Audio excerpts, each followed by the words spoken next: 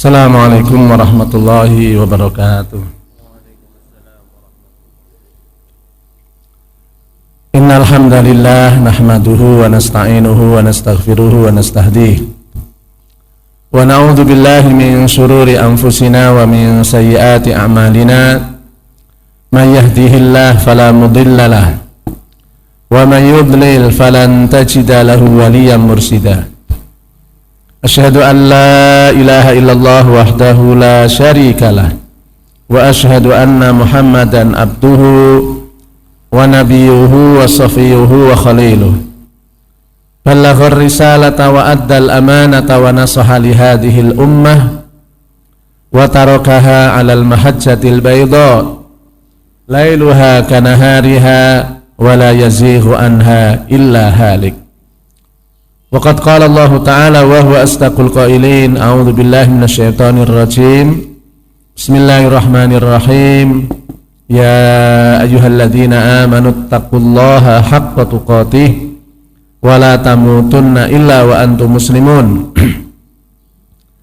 Allahumma anfa'na bima 'allamtana wa 'allimna ma yanfa'una wa zidna ilman nafi'a walhamdulillahi ala kulli hal. Amma ba'd. Jamaah i'tikaf yang dimuliakan oleh Allah Subhanahu wa taala, alhamdulillah kita bersyukur pagi hari ini kita bersama-sama dipertemukan oleh Allah dalam keadaan sehat walafiat, tidak kurang suatu apa. Kemudian nikmat sehat kita syukuri dengan kita melaksanakan i'tikaf bersama-sama. Mudah-mudahan ini sebagai satu upaya yang diperhitungkan oleh Allah Subhanahu wa taala untuk mendapatkan ampunan, agar cita-cita kita dikabul, kita menjadi orang yang bahagia baik di dunia maupun di akhirat kelak nanti insyaallah. Salawat dan salam mudah-mudahan disampaikan kepada uswah kita Nabiuna Muhammad sallallahu alaihi wasallam, para keluarga, sahabat dan juga orang-orang yang setia mengikuti ajarannya sampai akhir zaman nanti. Kajian yang kita laksanakan selama i'tikaf adalah mudah-mudahan tidak menyimpang dari makna i'tikaf itu sendiri. Jadi apa yang dilakukan oleh mu'takifin itu adalah 3 hal. Selain melaksanakan sholat 5 waktu tarawih, adalah pertama al-qiyam bis sholah, melaksanakan sholat. Jadi yang dilakukan oleh orang yang sedang i'tikaf itu adalah 1 sholat. Yang kedua qiraatul Quran, membaca Al-Quran. Dan yang ketiga adalah zikir. Salat, kemudian membaca Al-Quran, dan yang ketiga adalah zikir. Kalau di dalam i'tikaf itu dilaksanakan seminar misalnya ya, tentang teknologi pendidikan, seminar tentang apalah ya yang bermanfaat untuk kita, itu hukumnya adalah makruh. Karena itu mengambil 10 hari dari 365 untuk membaca Al-Quran, mengkhatamkan Al-Quran, kemudian memperbanyak sholat sunnah dan memperbanyak zikir kepada Allah Subhanahu wa taala. Karena itu kajian yang kita laksanakan itu tidak lepas dari 3 hal ini. Jadi kalau toh ada kajian adalah temanya Al-Quran, sholat, atau hal-hal yang terkait dengan tazkiyatun nufus atau zikir kepada Allah Subhanahu wa taala untuk menata hati kita. Nah, karena itu kita akan mempelajari surat Al-Fatihah. Ya, 3 pertemuan insyaallah kita akan membahas surat Al-Fatihah. Diharapkan setidaknya Al-Fatihah yang selalu kita ulang-ulang ya dalam kehidupan ini menjadi menyatu ya dengan jiwa kita insyaallah. Sehingga kita bisa menikmati Al-Fatihah yang dia itu adalah sebagai ummul kitab, induknya Alkitab. Dia adalah al-miftah, kunci kesuksesan kita, dan dia Al-Fatihah adalah ar-ruqa ya, obat untuk menyembuhkan beberapa penyakit-penyakit yang selama ini kita derita. Dan masih banyak lagi nanti kita akan pahami beberapa nama dari surat Al-Fatihah sekaligus fungsi dari Al-Fatihah dalam kehidupan sehari-hari. Ya, karena itu kajian kita, ya kita membaca Al-Quran penting sekali, tapi insya Allah lebih bermakna lagi ketika kita duduk dalam satu majelis untuk membahas beberapa ayat yang ada di dalam Al-Quran insya Allah. Baiklah jamaah sekalian, a'udzu billahi minasy syaithanir rajim. Bismillahirrahmanirrahim. Alhamdulillahi rabbil alamin. Ar-Rahmanir Rahim. Maliki yaumiddin. Iyyaka na'budu wa iyyaka nasta'in. Ihdinas siratal mustaqim. Siratal ladzina an'amta 'alaihim ghairil maghdubi 'alaihim waladdallin. Amin. Ya, surat Al-Fatihah dimulai dari al-isti'adzah. A'udzu billahi minasyaitonir rajim. Ya. Kita membahas surat Al-Fatihah dimulai dari ta'awudz. A'udzu billahi minasyaitonir rajim. Al-isti'adzah itu sangat disunahkan bagi mereka yang memulai membaca Al-Quran. Jadi kalau kita membaca Al-Quran dimulai dengan a'udzu billahi minasyaitonir rajim. Allah Subhanahu wa taala berfirman di dalam surat An-Nahl ayat 98. An-Nahl ayat 98. Fa idza qara'tal Qur'an fasta'id billahi minasyaitonir rajim. Jika Anda hendak membaca Al-Qur'an, maka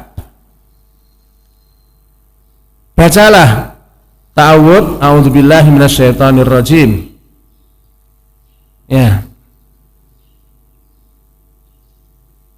Dan itu hukumnya adalah sunnah. Itu menurut jumhurul ulama.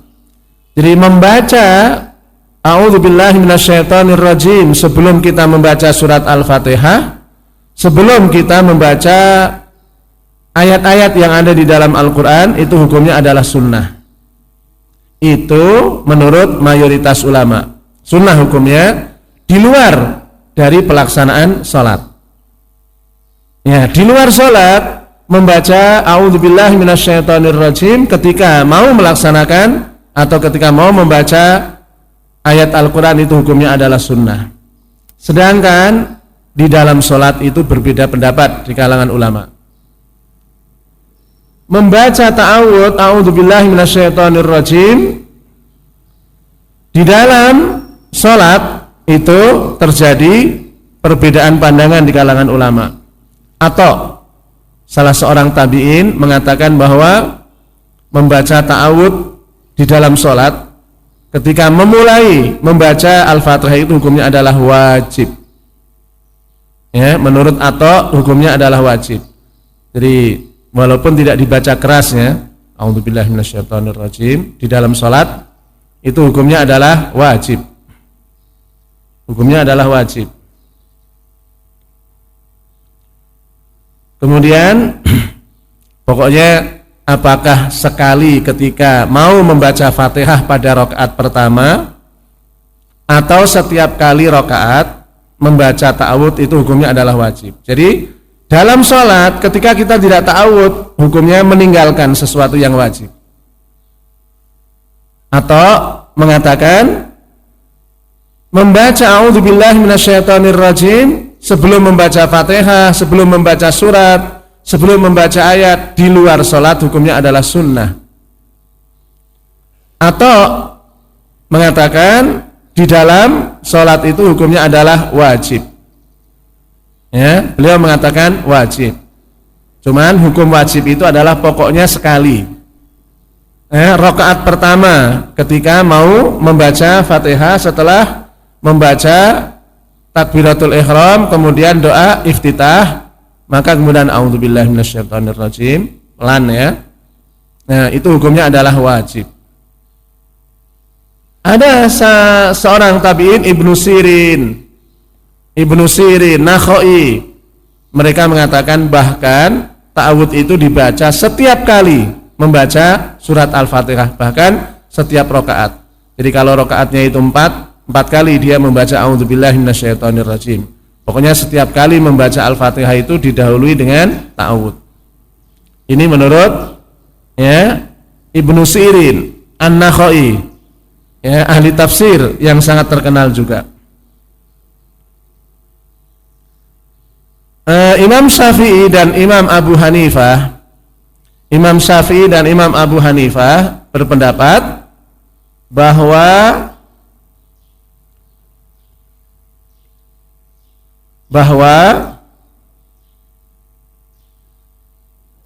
sunnah membaca ta'awudz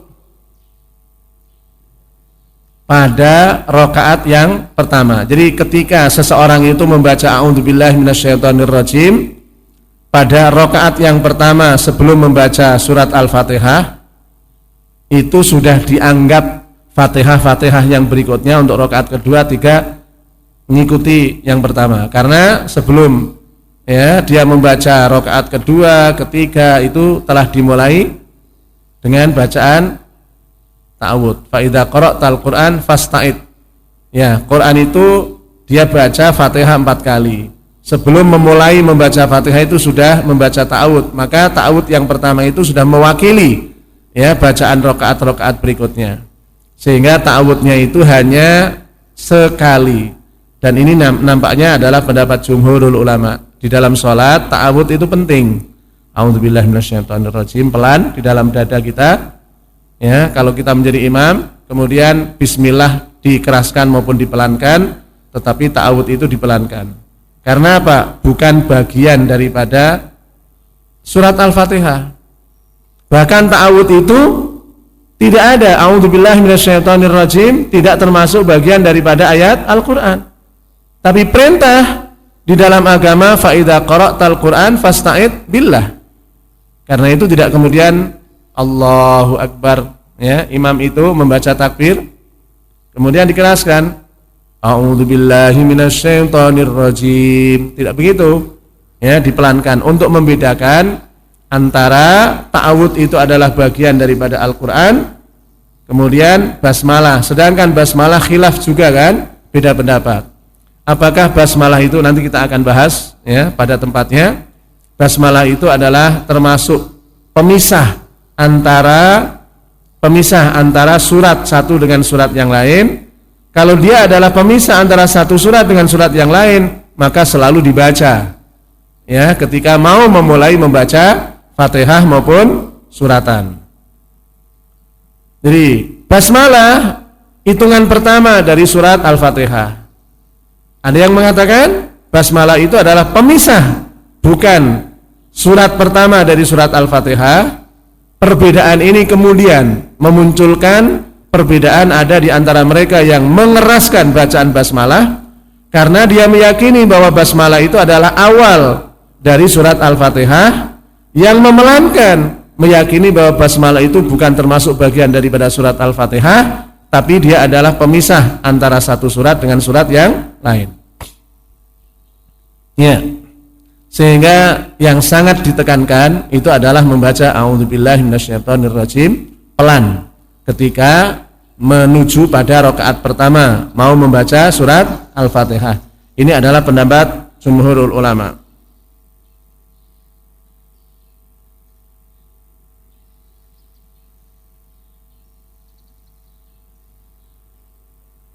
Iya.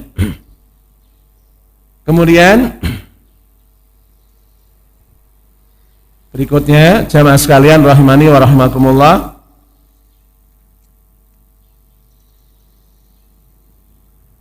kalimat ta'awudz itu ada dua yang sangat masyhur. Ta'awudz itu ada dua ya. Yang pertama adalah setelah ada perintah dari surat An-Nahl ayat 98, Fa idza qara'tal Qur'an fasta'id billah minasyaitonir rajim. Kalau Anda mau membaca Al-Qur'an, ya, baik di dalam maupun di luar salat. Kalau di luar salat hukumnya sunnah. Di dalam salat ada yang mewajibkan, juga ada yang mensunahkan. Nah, kalimat ta'awudz itu seperti apa bunyinya? Ya, yang pertama adalah a'udzubillahi minasyaitonirrajim. Itu adalah ta'awudz. Ya, kalimat yang kedua, ya, a'udzubillahis samiil alim minasyaitonir rajim. A'udzubillahis samiil alim minasyaitonir rajim. Ya. Keduanya adalah riwayat yang sahih dari Jibril alaihi salatu wassalam kepada Nabi kita Muhammad sallallahu alaihi wasallam. Keduanya adalah riwayat dari Jibril kepada Nabi sallallahu alaihi wasallam. Jadi ada dua riwayat, a'udzubillahi minasyaitonirrajim, satu lagi a'udzubillahis samiil alim minasyaitonirrajim. Berikut adalah manfaatnya apa? Hikmahnya apa? Rahasianya apa? Ya, ta'awudz. Kita berlindung kepada Allah Subhanahu wa taala. Jadi orang yang membaca Al-Qur'an itu, ya, bahkan ada satu hadis Rasul sallallahu alaihi wasallam, hadis yang diriwayatkan oleh Imam Muslim, beliau mengatakan, "Thalathun minal awail yadkhuluna an-nar." Thalathun minal awail yadkhuluna an-nar. Ada 3 golongan manusia. Dalam pandangan manusia, 3 golongan manusia ini adalah orang yang terhormat. 3 golongan manusia ini adalah orang yang sangat luar biasa. Tetapi Rasul sallallahu alaihi wasallam dia akan terancam masuk ke dalam siksa api neraka. Yang pertama adalah qari'ul lil Qur'an, qari'un lil Qur'an, orang yang pandai membaca Al-Qur'an. Ahli, suaranya bagus, tajwid makhrajnya juga bagus sesuai dengan ketentuan yang ada, dan dia dikenal sebagai qari', dan dia dikenal sebagai qari' itu maksudnya adalah ahli Al-Qur'an dan memahami isi dan kandungan Al-Qur'an. Ahli tafsir itu qari'. Tidak menurut istilah kita, qari' itu orang yang bisa punya lagu, ya, bayati, nahwan, sehingga ngelik-ngelik panjang, ya, itu qari' menurut kita kan, oleh qari' kita. Qari' itu dalam bahasa yang difahami oleh Islam itu adalah seorang yang ahli Al-Qur'an, hafal Al-Qur'an, sekalian dia memahami makna, tafsir dan kandungan serta isi daripada Al-Qur'an. Itu qari'.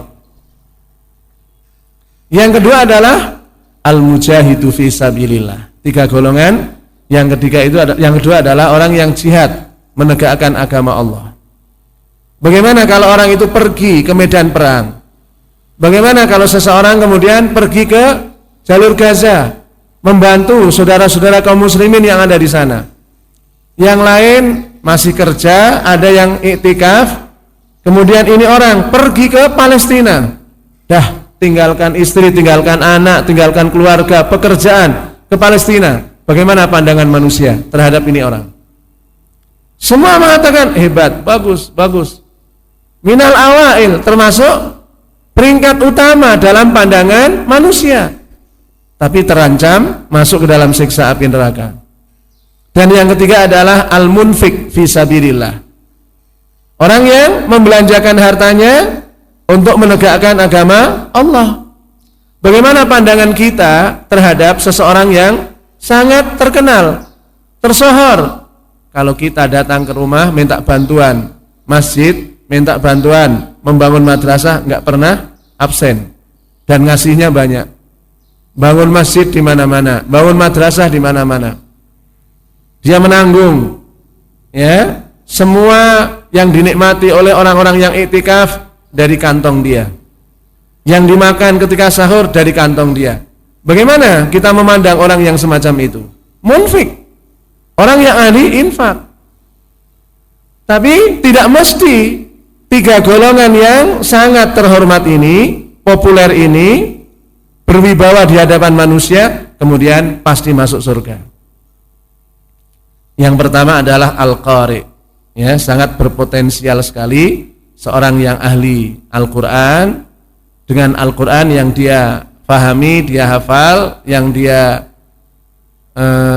kenali, dijadikan ajang untuk mencari keuntungan duniawi. Ya, kurang ikhlas di dalam menyampaikan Al-Qur'an, mengajarkannya kepada umat manusia. Tetapi justru Al-Qur'an itu dijadikan sarana untuk mendatangkan keuntungan secara pribadi, duniawiyah. Ya, kalau kemudian dia mengajar, ya, dia mengajar Al-Qur'an, kemudian dia mengajar tafsir, mengajar ilmu agama tanpa ada niatan yang lain, semuanya itu adalah karena Allah, tapi kemudian Allah memberikan melalui orang, ya, imbalan. Rasulullah katakan, tilka hadiyatun ujilat ilaika. Itu adalah hadiah porskot yang didahulukan, yang Allah Subhanahu wa taala berikan kepada Anda. Ketika ada orang yang mengucapkan terima kasih atas kebaikan Anda, sementara Anda niatkan kebaikan itu adalah karena Allah. Ya, menyusun kalimat, menyusun materi, ini harus saya sampaikan supaya umat itu paham. Ini saya sampaikan supaya umat itu mengerti. Banyak di antara jamaah yang tidak memahami materi ini, disiapkan agar dakwah itu berjalan, agar umat menjadi cerdas dan faham, tetapi kemudian dia mendapatkan imbalan duniawi. Tilka hadiyatun ujilat ilaik. Itu adalah hadiah, namanya husnayain. Tapi kalau kemudian dibalik daripada itu adalah untuk mencari pencaharian hidup, untuk mencari penghasilan, untuk menumpuk kekayaan, inilah yang kemudian terancam oleh siksa api neraka. Ya. Nah, 3 orang itu nanti akan didatangkan di hadapan Allah Subhanahu wa taala. Akan ditanya oleh Allah Subhanahu wa taala, "Madza bi Qur'an alladzi qad hafita?" Apa yang dengan ayat yang telah Anda hafal? Bagaimana Anda manfaatkan ayat yang telah Anda hafal? Ya, saya baca ana al-laili wa ana an-nahar. Saya baca siang malam. Saya beribadah dengan ayat-ayat tersebut. Allah akan mengatakan, kalau memang tidak, kadzabta. Dusta kamu. Kamu hafal Al-Qur'an, kamu mengenali isi dan kandungannya, kamu jadikan itu semua sebagai alat untuk mencari duniawiyah. Kemudian Allah Subhanahu wa taala datang kepada orang yang mujahid. Ya, laqad awsa'tu lakar rizq. Telah aku luaskan, lapangkan kamu rizki. Wa awsahtu al-badan, dan aku berikan fisik yang prima, fisik yang sehat. Digunakan untuk apa? Ujahidu fisabilika ya Rabb. Saya gunakan untuk jihad, untuk menegakkan agamamu ya Rabb, ya Allah. Allah akan mengatakan kadzabta, kalau memang tidak. Bohong kamu. Kamu jihad liuqal. Ya, jihad kamu supaya dikatakan oleh manusia, oh, jadi orang yang hebat, pemberani, orang yang ini dan itu dan lain sebagainya. Kemudian aku berikan rizki yang luas kepada dirimu. Untuk apa? Rizki itu kalian manfaatkan. Saya infakkan siang dan malam untuk menegakkan agamamu ya Allah. Kalau memang tidak, ya, dia infak tidak karena Allah, Allah akan mengatakan kadzabta, dusta kamu. Bohong. Bohong kamu, ya. Kamu berinfak supaya dikatakan sebagai seorang dermawan, dikatakan ini dan itu dan sebagainya.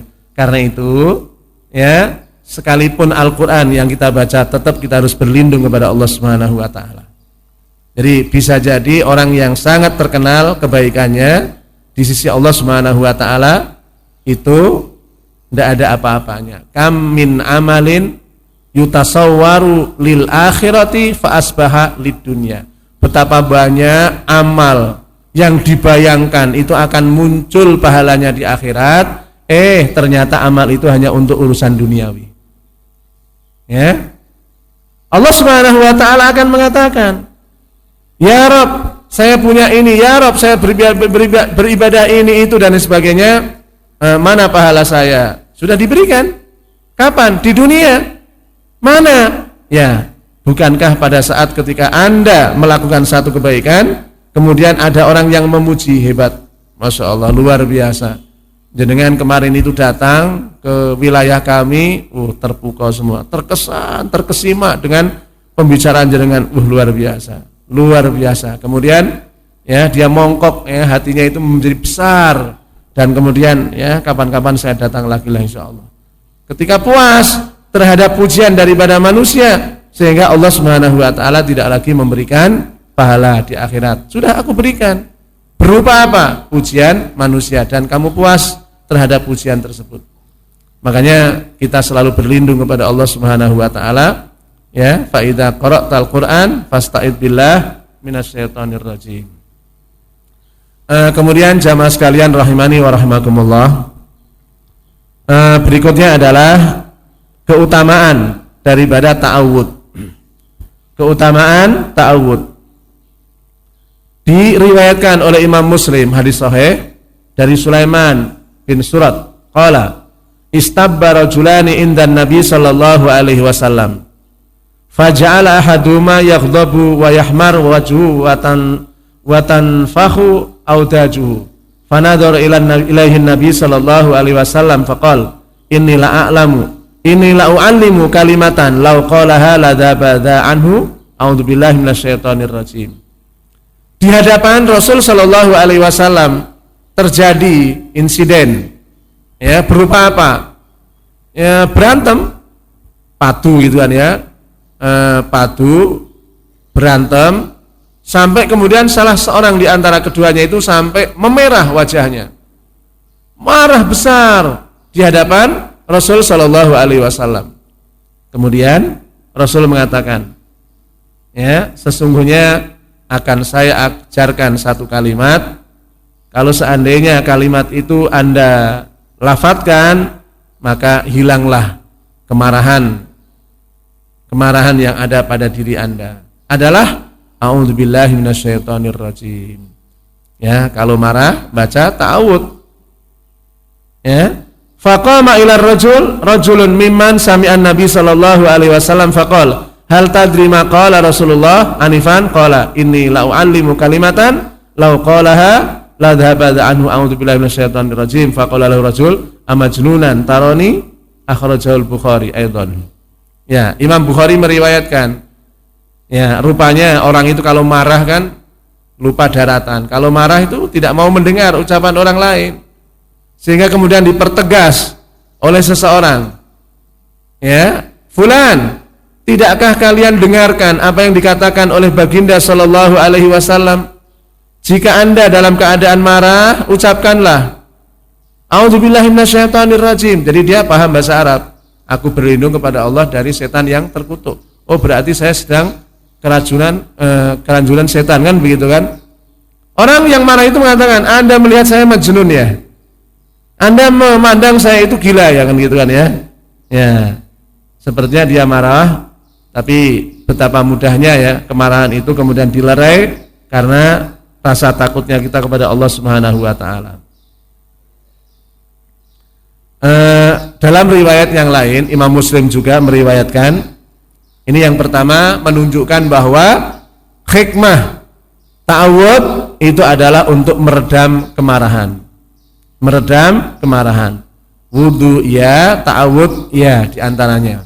Jadi kalau kita lagi kecewa, lagi marah, ya jangan dilampiaskan dengan banting sesuatu. HP yang baru dibeli langsung banting kan gitu ya. Atau ya ada juga yang bilang kepada saya, kenapa Ustadz, saya di belakang rumah saya ini ada pisang banyak, pohon pisang, jadi ditanami pisang banyak banget gitu. Karena saya ini orangnya emosionalan, suka marah. Jadi begitu kalau mau marah kepada keluarga saya keluar ke belakang rumah, terus saya nempeleng pohon pisang. Jadi kan nggak begitu rusak kan, pohon pisang itu ditempeleng, tangannya juga nggak sakit. Lain persoalan kalau yang ditempeleng itu adalah pohon duku misalnya gitu kan ya. Yang rusak bukan pohonnya, tangannya. Pohon pisang pukul, sekeras-kerasnya. Pisang pun juga tidak rusak. Silahkan kan gitu ya, tetap bisa berbuah kan gitu. Ya Allah. Ya. Terus kalau begitu berarti buah pisangnya nggak berarti dong kan gitu kan ya. Dibagi-bagi ke tangga. karena tujuan nanam pisang itu untuk melampiaskan kemarahan. Enggak, a'udzubillahi minasyaitonirrajim. Ya. Jadi karena yang namanya orang marah itu ada kalanya ya marah karena Allah. Itu bagus. Marah karena Allah. Jadi yang membangkitkan dia marah itu karena tuntutan dari Allah. Ada orang yang menghina ayat Allah, melecehkan ayat Allah, dia marah. Kalau nggak marah itu pertanda dia tidak cinta, tidak membela Allah. Nah, kalau kemudian marahnya itu karena nafsu, nah itu namanya ya nisful majnun kan gitu kan ya. Yani separuh gila kan gitu kan ya. Jadi 50 G kan itu, separuh gila. Tapi jangan kemudian ya jadi pernyataan kan. Ada bapak lagi ngapain di rumah? Lagi 50 G kan itu. Nisful majnun. Nisful majnun itu separuh gila, yang namanya orang marah itu. Ya. Ada riwayat dari Muslim, dari Utsman bin Abil Asim. Pernah satu saat Utsman bin Abil Asim datang kepada Rasul sallallahu alaihi wasallam. Kemudian bertanya, "Ya Rasulullah, inna syaitan qad hala baini wa baina salati wa qiraati yulabbisuha alayya." Faqala lahu Rasul, "Dzaka syaitan yuqalu khanzab." Ya, khanzab. Jadi ada setan seperti malaikat itu jumlahnya banyak sekali. Ada malaikat namanya malaikat siapa? Kiraman katibin, yang mencatat perbuatan baik dan buruk kita. Ada malaikat muaqibat. Malaikat muaqibat itu yang merayu kita selalu untuk berbuat baik. Setiap satu manusia disertai dalam kehidupannya ini oleh dua malaikat muaqibat. Muaqibat itu yang menjaga kita dari pagi subuh sampai maghrib. Kemudian dia istirahat. Diganti oleh satu malaikat muaqibat lagi dari maghrib sampai, ada yang menjaga pagi, ada yang menjaga malam. Namanya malaikat muaqibat. Sebanding dengan malaikat muaqibat yang kerjaannya adalah lahu muaqibat min baini yadayhi wa min khalfihi. Ya, surat Ar-Ra'd ayat 11, surat Ar-Ra'd surat yang ke-11 ayat 13. Lahu muaqibat, setiap manusia ada malaikat namanya muaqibat. Kerjaan malaikat muaqibat ini adalah merayu manusia agar dia selalu berbuat baik. Yuk kita sholat tepat waktu, yuk kita baca Al-Quran, yuk kita tinggalkan maksiat. Itu kerjaan malaikat muaqibat. Ya. Nah, sebanding lurus malaikat muaqibat itu, setiap manusia itu punya qarin, disertai dengan setan, namanya khanzab. Setan itu namanya khanzab, yang merayu manusia untuk selalu berbuat buruk. Ya, setiap hari, setiap malam kita punya ditemani oleh malaikat muaqibat yang mengajak kita untuk selalu berbuat baik. Tandingannya sebelah kiri itu adalah setan, namanya khanzab. Setan itu selalu mengajak kita untuk berbuat buruk. Ya, tinggal kita ini mendengarkan siapa? Mendengarkan muaqibat atau mendengarkan khanzab. Utsman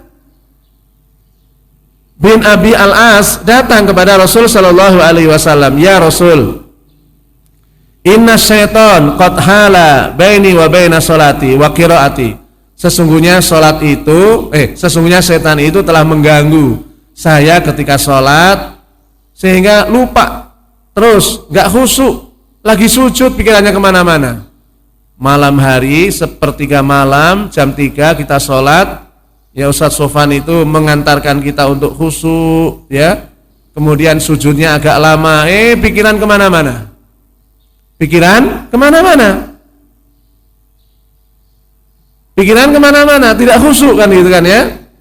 Jadi sujud yang seharusnya kita baca Subhana rabbiyal a'la, Subhanakallahumma rabbana bihamdika Allahumma gfirli. Sujud itu, Bapak-bapak, karena sering kita melakukan sujud panjang ya. Yang paling bagus itu kita berwasilah dengan Asmaul Husna. Sujud ya. Allahumma inni as'aluka Allahumma inni as'aluka ya Allah, aku memohon kepadamu bi anni asyhadu alla ilaha illa anta, bahwa sesungguhnya saya ini adalah orang yang bersaksi bahwa sesungguhnya tidak ada ilah selain engkau. Al-Ahad, As-Samad, Al-Hayyu, Al-Qayyum. Baca beberapa Asmaul Husna, kemudian memohon panjenengan. Malam itu kan panjang sujudnya kan ya. Ya, boleh baca subhana rabbiyal a'la 3 kali, subhanakallahumma rabbana wa bihamdika allahumma ighfirli. Setelah itu kemudian panjenengan berdoa, Allahumma inni as'aluka bi anni asyhadu an la ilaha illa anta al-ahad as-samad al-hayyu al-qayyum. Ya. Terus kemudian kita memohon, Allahumma rzuqni ya Allah, berikanlah rezeki kepada kami. Allahumma hdini ila sawa'is sabil, berikanlah petunjuk ketika kita sedang dihadapkan dengan masalah-masalah. Ya, Allahumma arhamni, Allahumma rzuqni. Kemudian doa, Allahumma alimni ilman nafi'a, Allahumma ij'al auladana wa banatina min ahlil ilmi wa ahlil khair. Ya Allah, jadikanlah anak-anak kami adalah termasuk orang-orang yang selalu berbuat baik dan hindarkanlah dari ad-dhair, keburukan. Ya. Atau kita berdoa untuk orang tua kita, Allahumma ighfir lahu, Allahumma ighfir laha. Jadi Asmaul Husna. Jadi Asmaul Husna itu dibaca di saat kita sedang sujud. Ini sangat-sangat luar biasa. Pernah satu saat ada salah seorang sahabat namanya Abu Muallim. Ya, seorang sahabat ini berjalan dalam sebuah perjalanan membawa dagangan yang sangat berarti. Jadi pulang dari negeri Yaman menuju ke Madinah membawa dagangan yang cukup banyak. Abu Mu'allik membawa dagangan yang cukup banyak, berarti. Kemudian di tengah jalan dicegat atau dirampok oleh seorang perampok. Kebetulan perampoknya itu pintar bahasa Arabnya. Ya, karena orang Arab. Ya, perampoknya bisa bahasa Arab. Ya. Perampok mengatakan, maluka au nafsuka. Ya, bahasa kita kan sama kan? Ayo, bondone apa nyawane kan itu ya. Maluka au nafsuka, hartanya atau nyawanya. Kemudian Abu Mu'allik mengatakan, da'ni usolli rakaatain. Tolong beri kesempatan, mau harta mau apa silakan. Tapi tolong beri kesempatan saya tak sujud sholat 2 rakaat di tempat ini, nggak kemana-mana. Kemudian perampok itu mengatakan, sholli ma badalak, sholatlah semaumu, silakan, nggak ada kaitannya dengan perampokan. Mau sholat silakan, dia tayamum, ya, kemudian sholat 2 rakaat di tempat itu. Rakaat yang terakhir dia membaca Asmaul Husna, berwasilah dengan Asmaul Husna. Allahumma inni as'aluka bi anni asyhadu an la ilaha illa anta al-ahad as-samad al-hayyu al-qayyum al-jabbar al-mutakabbir. Ya, kemudian doanya Allahumma aghisni. Aghisni itu tolonglah aku ya Allah min syarri hadzal rajul, dari kejahatan makhluk ini. Allahumma aghisni, aghisni itu tolonglah aku ya Allah min syarri hadzal rajul, dari kejahatan makhluk ini. Setelah dia salam, mendapati ini perampok dipenggal kepalanya, maktul dipenggal kepalanya. Kemudian siapa yang memenggal? Seorang yang tinggi besar, pakaiannya putih. Man anta? Siapa anda? Dia menjawab, anal malak, saya adalah malaikat. Ketika anda sujud dengan menggunakan Asmaul Husna, beristighosah kepada Allah Subhanahu wa taala, maka segera aku diperintahkan oleh Allah Subhanahu wa taala untuk menemui Anda dan menolong Anda. Ya, kalau iman kita tidak sampai seperti Abu Mu'allik, setidaknya dapat pertolongan kan gitu kan ya. Kalau Abu Mu'allik kan imannya sangat dalam dan sehingga ketika ada rampok dipenggal langsung. Kalau kita kan nggak mungkin ya, malaikat datang terus nolong kita kan itu langsung nempeleng atau terus buang ini orang dilempar ke tempat jauh gitu. Terus kita jalan, kan itu ya, nggak mungkin iman kita ya. Tapi setidaknya berdoa dalam sujud dengan Asmaul Husna itu sangat luar biasa. Itu disebutkan di dalam kitab Imam Bukhari Adabul Mufrad. Jadi Imam Bukhari itu ada kitab Sahihul Jami' atau Jami'us Sahih ya. Ada juga Adabul Mufrad. Jadi karya Imam Bukhari kumpulan beberapa hadis Imam Bukhari meriwayatkan seperti itu. Penting. Ya makanya ketika sujud itu ya Allahumma inni as'aluka bi anni asyhadu an la ilaha illa anta al-ahad as-samad al-hayyu al-qayyum. Ya, Asmaul Husna dibaca. Kemudian kita memohon. Itu sangat sangat penting sekali. Ya, kembali kepada riwayat Imam Muslim.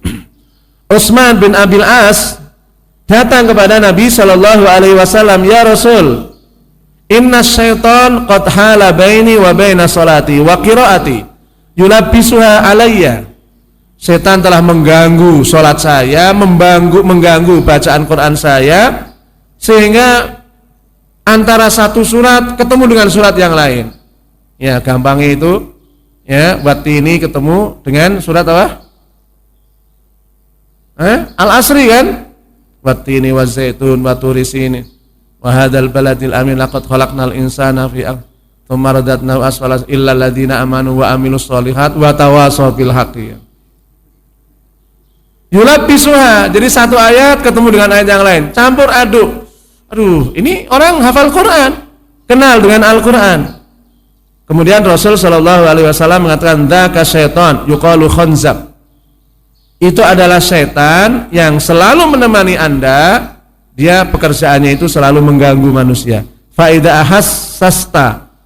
hasastahu fata'awad billahi minhu. Jika Anda mendapati seperti itu ya, tergoda oleh setan, maka ucapkanlah ya a'udzubillahi minasyaitonirrajim 3 kali.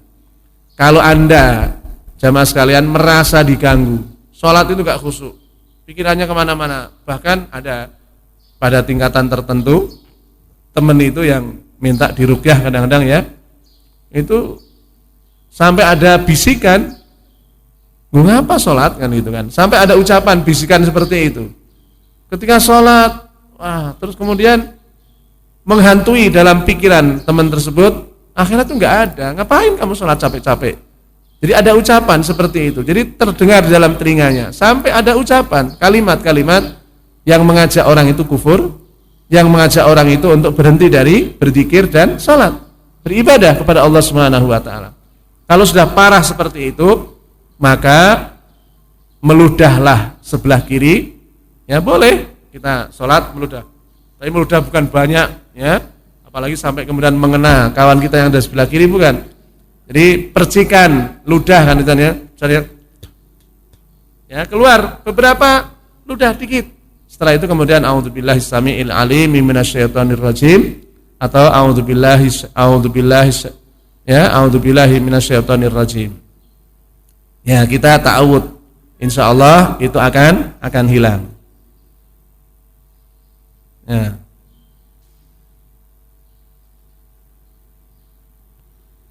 Ya, berlindung kepada Allah min syarri ma khalaq.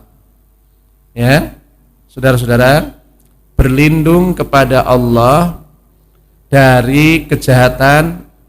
Berlindung kepada Allah Subhanahu wa taala dari setan yang terkutuk. Itu pertama. Adalah di saat kita mau membaca Al-Qur'an, mau beribadah, mau infak, sedekah. Itu kita perlu membaca ta'awud agar setan itu tidak berkolaborasi dengan niat kita untuk merusak kebaikan kita. Kalau kemudian Allah Subhanahu wa taala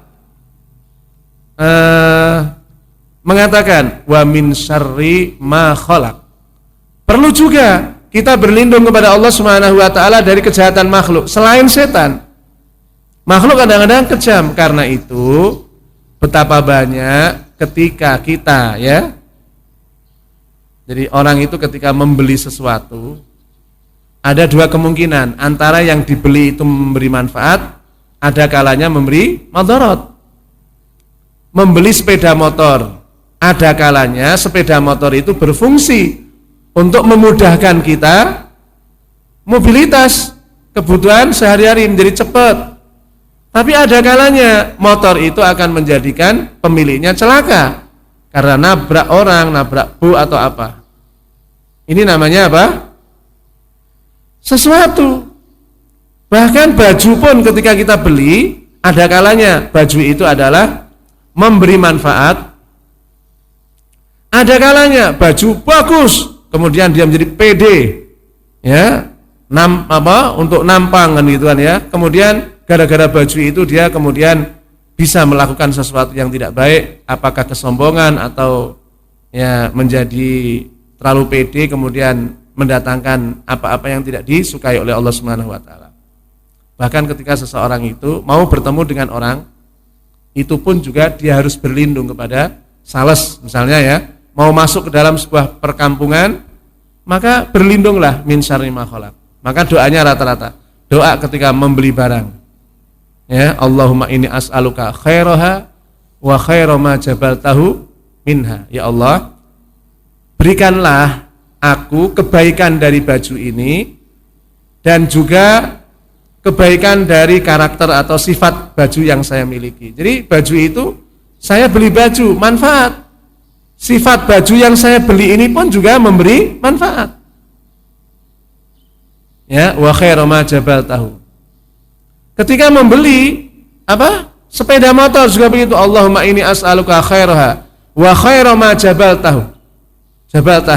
Ya Allah, aku memohon kepadamu kebaikan dari motor ini dan sifat-sifat atau karakter atau cara kerja motor ini selalu memberi manfaat kepada kita. Wa na'udzubika min syarriha wa syarri ma jabaltahu anha. Ya.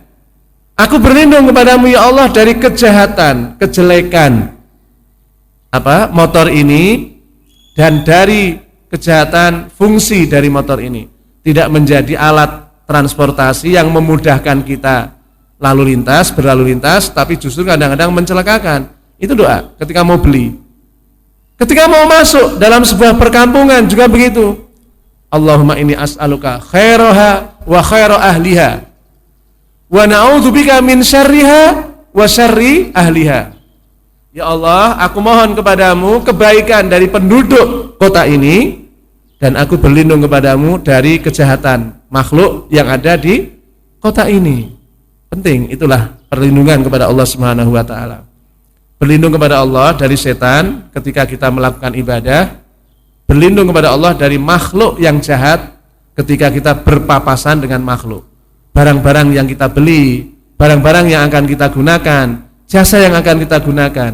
Inilah pentingnya kita berlindung kepada Allah Subhanahu wa taala dari segala sesuatu yang tidak kita inginkan. Itulah ta'awud ya. Ar-rajim, maknanya kita tahu setan yang dikutuk, setan yang dimusuhi oleh Allah Subhanahu wa taala. Kemudian basmalah. Setelah a'udzubillahi minasyaitonirrajim, berikutnya adalah bismillahirrahmanirrahim.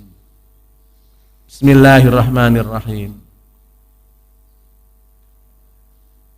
Bismillahirrahmanirrahim. Allah Subhanahu wa taala menetapkan setidaknya bismillah itu adalah untuk pemisah antara satu surat dengan surat yang lain. Bismillahirrahmanirrahim. Rasul sallallahu alaihi wasallam mengatakan kullu amrin dibalin la yubtada'u bi bismillah fa huwa abtar. Setiap perkara yang baik, positif tidak dimulai dengan bismillahirrahmanirrahim, maka terputus rahmatnya, terputus.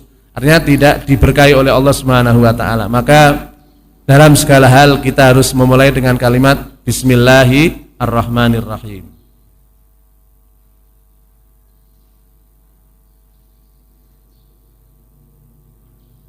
Bismillahirrahmanirrahim di antara fungsinya adalah ya mendatangkan barokah dari pekerjaan yang akan kita lakukan. Jadi ada seseorang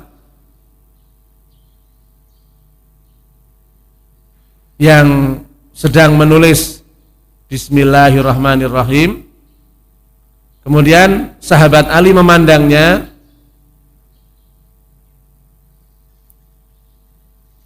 Kemudian lagi menulis ya, bismillahirrahmanirrahim, Ali itu melihat. Kemudian Ali mengatakan kepadanya, tolong diperbagus tulisan bismillah itu. Tolong diperbagus, diulang lagi, diperbagus. Jawidha fa inna rajulan jawadha faghfarolah. Seseorang yang memperbagus, mempercantik tulisan bismillah maupun kalimat bismillah, maka dia akan mendapatkan ampunan dari Allah Subhanahu wa taala.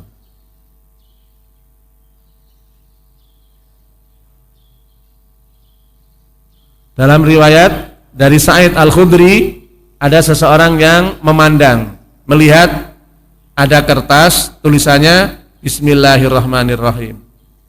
Kemudian kertas itu diambil, dicium sama dia untuk mengagungkan kalimat Allah Subhanahu wa taala. Kemudian kertas itu setelah dicium diletakkan di depan kedua matanya.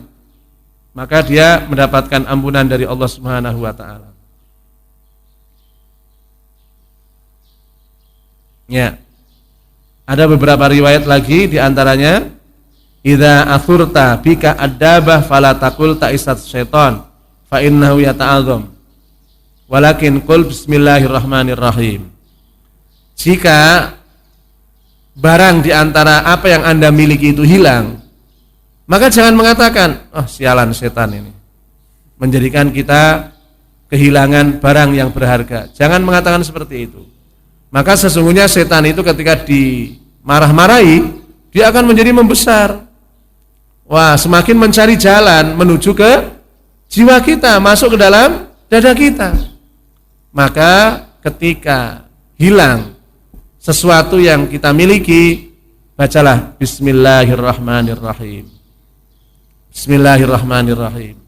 Jadi kalimat Bismillah itu sangat sederhana ya, tetapi kalau panjenengan menjadi paham hikmah dibalik daripada bismillah setelah ngaji seperti ini kan ya, maka bismillah yang Anda baca itu lebih berkualitas ya, lebih mengena kepada sasaran.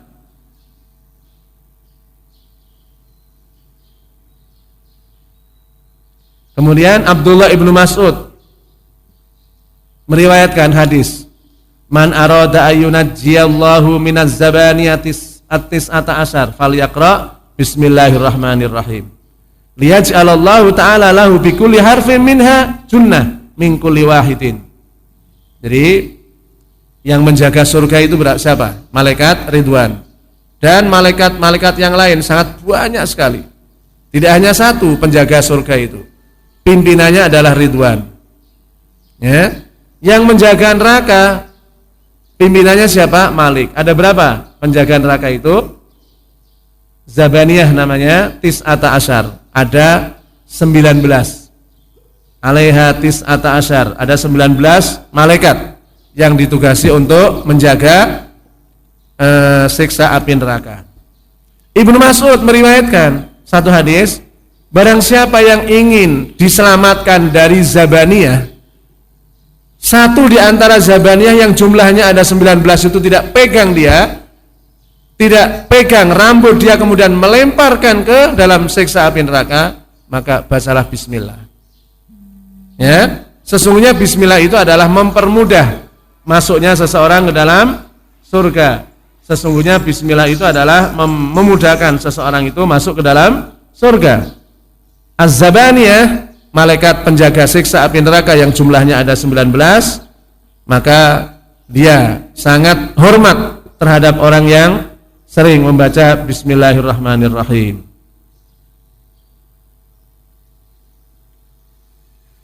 Jadi riwayat itu kemudian mengatakan,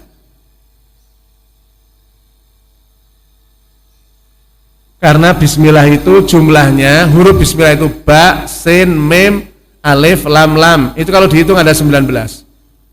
Masing-masing huruf itu berfungsi untuk supaya malaikat yang jumlahnya 19 sebagaimana huruf bismillah itu ada 19 memberikan rahmat dan kasih sayang kepada orang yang membacanya.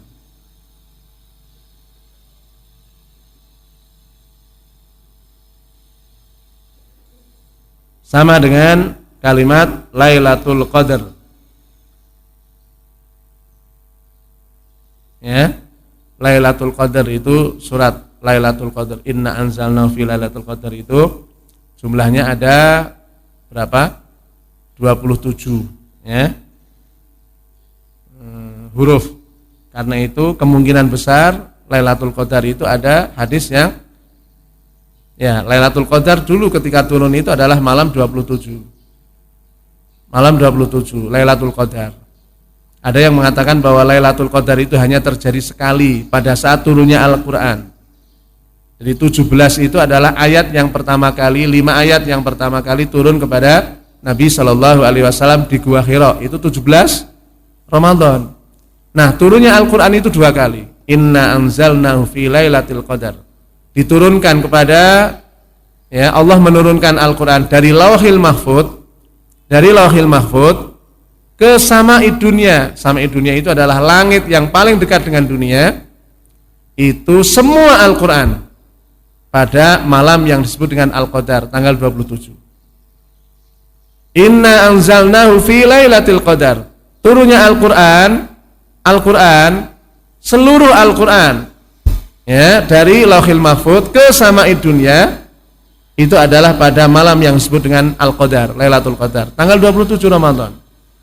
Sedangkan dari Sama'id Dunya, langit yang paling dekat dengan dunia, ditangkap oleh Jibril, kemudian diturunkan kepada Nabi kita Muhammad sallallahu alaihi wasallam selama 22 tahun, 2 bulan, 22 hari. Kurang dari 23 tahun. Secara periodik sesuai dengan kebutuhan. Pertama kali adalah tanggal 17 Ramadan. Iqra bismi rabbikal ladzi khalaq. Itu pendapat yang paling kuat insyaallah. Maka inna anzalnahu kalau dihitung ada berapa? 27. Maka angka 27 itu adalah Lailatul Qadar pada saat itu. Ya, kemudian jamaah sekalian yang dimuliakan oleh Allah Subhanahu wa taala, bismillahirrahmanirrahim. Bismillah itu sebelum kita artikan per kalimat ayatnya, ada sebagian ulama yang mengatakan bahwa Bismillah itu bukan termasuk bagian daripada surat Al-Fatihah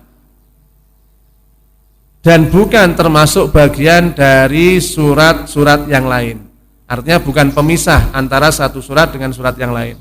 Tetapi dia adalah kalimat yang ada di dalam surat An-Naml. Wa annahu bismillahirrahmanirrahim wa annahu min Sulaiman. Wa annahu min Sulaiman wa annahu bismillahirrahmanirrahim. Dalam surat An-Naml itu ada kalimat bismillahirrahmanirrahim. Dia bukan awal dari surat Al-Fatihah dan bukan awal dari surat-surat yang lain. Ini pendapat yang pertama, yaitu pendapatnya Imam Malik.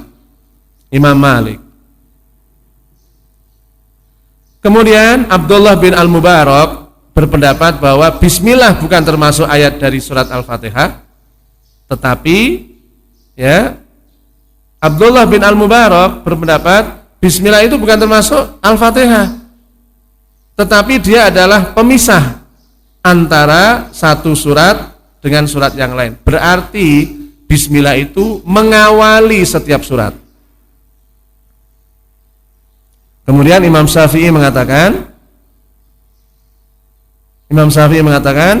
bahwa bismillah adalah termasuk ayat pertama dari surat Al-Fatihah. Nah, mereka yang berpendapat bahwa bismillah itu adalah termasuk ayat pertama dari surat Al-Fatihah, maka dibaca keras ketika membaca Al-Fatihah. Jadi bismillahirrahmanirrahim. Ya, karena dia memandang bismillah itu adalah bagian dari surat Al-Fatihah. Ada 2 hadis, yang keduanya adalah sahih. Hadis yang pertama adalah dari Anas bin Malik. Hadis Anas bin Malik. Anas bin Malik itu adalah salah seorang sahabat yang selalu menemani Rasul sallallahu alaihi wasallam. Anas bin Malik, sahabat yang selalu menemani Rasul sallallahu alaihi wasallam, dan dia diberi usia yang cukup panjang. Dia itu menemui ya kepemimpinan, menjumpai kepemimpinan Rasul, kemudian bertemu dengan kepemimpinan Abu Bakar 2 tahun dan bertemu dengan kepemimpinan Umar. Sehingga Anas bin Malik termasuk kelebihan beliau itu adalah ya, karena Rasulullah itu mengatakan, ya Anas, la'allaka bika tulul umur. Mudah-mudahan Anda termasuk orang yang diberi usia yang panjang, sehingga beliau menjumpai perjalanan Rasulullah, bertemu dengan kepemimpinan Abu Bakar, bertemu dengan kepemimpinan Umar. Anas mengatakan, "Shallaitu khalfan Nabi." Saya sholat di belakang Nabi, juga di belakang Abu Bakar, juga di belakang Umar. Kanu yaftatihuna shalat bilhamdillahi rabbil alamin. Mereka itu, bertiga itu memulai sholatnya dengan alhamdulillahi rabbil alamin. Berarti basmalah tidak dibaca keras, dibaca pelan. Karena setiap perkara yang baik mesti dimulai dengan basmalah, tapi tidak dibaca keras untuk membedakan antara bismillah itu termasuk surat Al-Fatihah atau tidak. Ya, ini hadis Anas bin Malik. Saya sholat di belakang Rasul, Abu Bakar, Umar. Mereka itu memulai sholat itu dengan alhamdulillahirabbil alamin, tidak membaca basmalah. Kemudian hadis yang kedua adalah hadis Abu Hurairah. Ya. Abu Nuaim Al-Mujmir meriwayatkan satu hadis. Abu Nuaim Al-Mujmir, salah seorang sahabat, mengatakan, saya sholat di belakang Abu Hurairah. Sholaitu khalfa Abi Hurairah. Saya sholat di belakang Abu Hurairah. Kemudian Abu Hurairah itu membaca Bismillahirrahmanirrahim. Beliau mengeraskan Bismillah. Ya, mengeraskan Bismillah. Bismillah itu dibaca keras. Setelah selesai, kemudian Abu Hurairah mengatakan, Innila asbahakum salatan bisolati Rasulillah sallallahu alaihi wasallam. Salat saya ini adalah salat yang persis seperti salat Rasul sallallahu alaihi wasallam. Dalam artian beliau telah membaca basmalah dengan keras. Jadi bismillah yang dibaca keras hadis Abu Hurairah, bismillah yang dibaca pelan tidak dikeraskan hadis Anas bin Malik. Keduanya itu sahih riwayatnya. Karena keduanya itu sahih, yang paling tepat ya kita mantep sholat di belakang orang yang basmalahnya keras, juga mantep sholat di belakang orang yang basmalahnya pelan. Ya, tidak berarti basmalahnya keras NU, basmalahnya pelan Muhammadiyah. Ya, Al-Irsyad nggak sholat. Ya, mungkin itu yang bisa saya sampaikan. Insya Allah kita akan lanjutkan pertemuan besok ya, melanjutkan tafsir surat Al-Fatihah. Ya, sebenarnya Fatihah ini kalau ideal ya paling enggak minimal 6 kali pertemuan itu insya Allah tuntas ya. Tapi ya lumayanlah kita bisa bertemu dengan membahas surat Al-Fatihah untuk menyempurnakan bacaan Quran kita sehingga Fatihah kita kuasai. Mudah-mudahan Allah Subhanahu wa taala memberikan pertolongan kepada kita untuk bisa mengamalkan dalam kehidupan sehari-hari, dan kita selalu berlindung kepada Allah Subhanahu wa taala dari segala sesuatu yang tidak kita inginkan dan yang tidak diinginkan oleh Allah dengan kalimat-kalimatnya, di antaranya adalah surat Al-Fatihah. Ya, terima kasih. Assalamualaikum warahmatullahi wabarakatuh.